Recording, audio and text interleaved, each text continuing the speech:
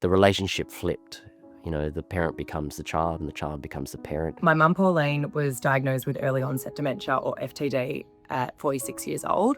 She passed away at 52, and during that time, it was really hard watching that decline. Dad was a fiercely independent, very outdoorsy, very physical kind of guy. So this was a really difficult diagnosis for him, and I don't think he ever fully adjusted to that. My mother was diagnosed with early onset Alzheimer's when I was in my mid-20s. My dad was then diagnosed with Lewy body dementia, and I looked after him until he passed when I was 42.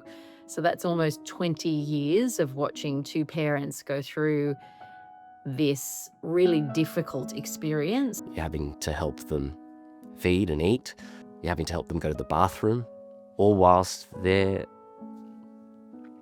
frustrated, they're angry, they're confused, they don't understand why you're doing what you're doing. I was doing things that I never imagined I would need to do. My mum had become the child and I was the mother.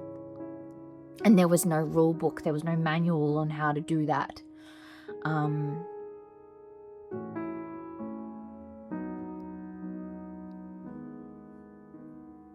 it was heartbreaking.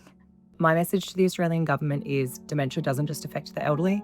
My mum died at just 52 years old, so we urgently need more funding, awareness and support for younger Australians living with it. One thing I wish that people knew about dementia is that it doesn't discriminate. We have almost zero messaging about our brain health. And it is so important. And it makes and affects every other element. If you think dementia ends with a diagnosis, think again. If you think that there's nothing you can do, think again. If you think dementia is just for old people, think again. If you think dementia won't affect you, think again.